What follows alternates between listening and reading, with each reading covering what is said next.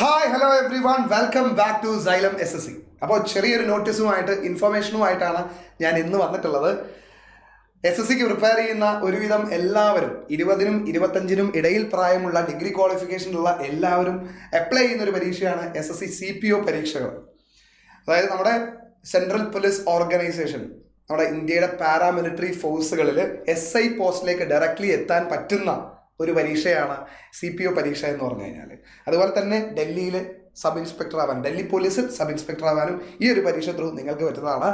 അപ്പോൾ ആ ഒരു പരീക്ഷയുടെ നോട്ടീസ് നമ്മൾ ജൂൺ 16-ന് ആണ് നമ്മൾ പ്രതീക്ഷിച്ചിരുന്നത്. പക്ഷെ ചെറിയൊരു സങ്കടകരമായിട്ടുള്ള വാർത്ത എന്ന് പറഞ്ഞാൽ 16-ാം തീയതി എന്നുള്ളത് അവരൊന്ന് ജസ്റ്റ് ഒന്ന് പോസ്റ്റ്പോൺ ചെയ്തിട്ടുണ്ട്. കുറച്ച് അഡ്മിനിസ്ട്രേറ്റീവ് ആയിട്ടുള്ള റീസൺസ് എന്നാണ് അവർ പറഞ്ഞിട്ടുള്ളത്. അപ്പോൾ എന്തായാലും ഒരുപാട് ഡിലേ ഒന്നും ഇതിന് വരാൻ പോകുന്നില്ല. Within a week or two നമ്മൾ ഈ ഒരു നോട്ടിഫിക്കേഷൻ പ്രതീക്ഷിക്കുന്നുണ്ട്.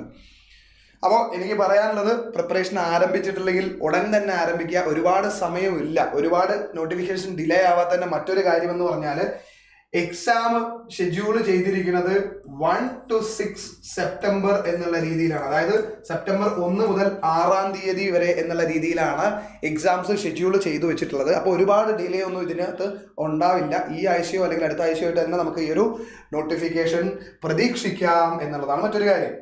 അപ്പോൾ ഈ ഒരു എക്സാമിൻ്റെ ഡീറ്റെയിൽസ് പറയുകയാണെങ്കിൽ സ്ത്രീകൾക്കും പുരുഷന്മാർക്കും എഴുതാൻ പറ്റിയൊരു പരീക്ഷയാണ്.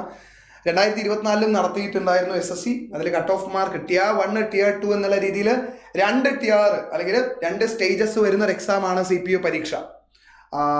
ഫിസിക്കൽ ഫിറ്റ്നസ്സും ആവശ്യമാണ്. ആദ്യം നമ്മൾ ഏത് പാസ്സാവണം, നമ്മൾ എന്തായാലും Tier 1 ക്വാളിഫൈ ആയാൽ മാത്രമാണ് ബാക്കി കടമകൾ കിടക്കുന്നത്. അപ്പോൾ Tier 1 ക്വാളിഫിക്കേഷൻ എന്ന് പറഞ്ഞാൽ കഴിഞ്ഞ തവണ ഈ 2024 ഈ എക്സാം നടത്തിയപ്പോൾ അതിൻ്റെ കട്ട് ഓഫ് വന്നത് ആണുങ്ങൾക്ക് 119, അറൗണ്ട് 120 മാർക്ക്, അതായത് 119 പോയിന്റ് സംതിങ് ആണ് കട്ട് ഓഫ് ആയിട്ട് വന്നിട്ടുണ്ടായിരുന്നത്. ഇനി സ്ത്രീകളുടെ കാര്യം പറയുകയാണെങ്കിൽ 135 മാർക്കുമാണ് കട്ട് ഓഫ് ആയിട്ട് വന്നിട്ടുണ്ടായിരുന്നത് ഔട്ട് ഓഫ് 200 മാർക്സ്. അപ്പോൾ 200-ൽ 119 മാർക്കേ വന്നിട്ടുള്ളൂ എന്ന് വേണമെങ്കിൽ നമുക്ക് പറയാൻ പറ്റും. സ്ത്രീകൾക്കാണെങ്കിൽ 135 വന്നിട്ടുള്ളൂ. പക്ഷെ കോമ്പറ്റീഷൻ എല്ലാ കൊല്ലവും കൂടുന്നതിനനുസരിച്ച് നമ്മൾ കട്ട് ഓഫ് മാർക്ക് കുറച്ചുകൂടെ ഒരു 5 to 10 മാർക്സ് കൂടുതൽ നമ്മൾ എന്തായാലും കാണണം കട്ട് ഓഫിൻ്റെ കാര്യത്തിൽ ഈ കൊല്ലവും. ഓക്കെ, അപ്പോൾ ഇനിയിപ്പോൾ സിലബസ് നോക്കുകയാണെങ്കിൽ CGL-ന്റെ അല്ലെങ്കിൽ CHSL-ന്റെ ഒക്കെ സിലബസുമായിട്ട് സിമിലാരിറ്റി ഉള്ള SSCയുടെ പൊതു സ്വഭാവം എന്ന് പറഞ്ഞാൽ എല്ലാത്തിനും കോമൺ ആയിട്ടുള്ള ഒരു സിലബസ് തന്നെയാണ് ഏകദേശം. ഇപ്പോൾ ഇംഗ്ലീഷിൻ്റെ കാര്യത്തിലാണെങ്കിൽ അങ്ങനെ തന്നെയാണ്. അപ്പോൾ നമ്മുടെ general awareness, reasoning, English, maths ഇത്രയും സബ്ജക്റ്റുകളാണ് നിങ്ങൾക്ക് പഠിക്കേണ്ടത് ഈ ഒരു പരീക്ഷയ്ക്കായിട്ട്.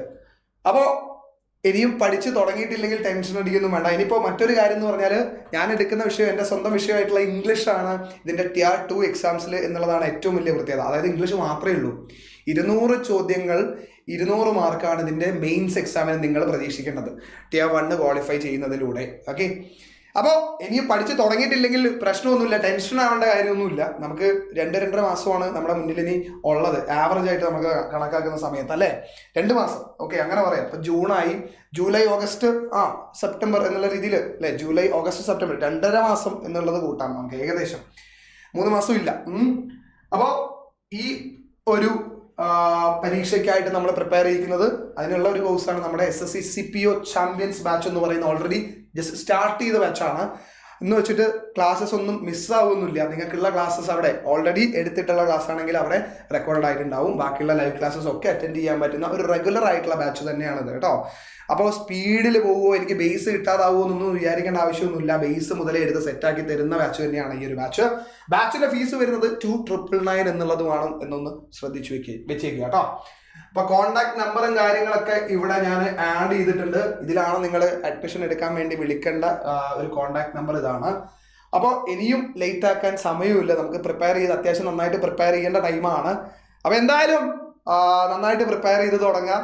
നമുക്കിതിൻ്റെ നോട്ടിഫിക്കേഷൻ വീഡിയോ ആയിട്ട് ഉടൻ തന്നെ കാണാമെന്നുള്ള പ്രതീക്ഷയിൽ തൽക്കാലത്തേക്ക് വിടാം. അപ്പോൾ ഗംഭീരമായിട്ട് പഠിച്ചു തുടങ്ങാം, അഡ്മിഷൻ എടുക്കുക, ഉറപ്പായിട്ടും ഗംഭീരമായിട്ട് പഠിച്ചു തുടങ്ങാം. Keep learning, happy learning, by.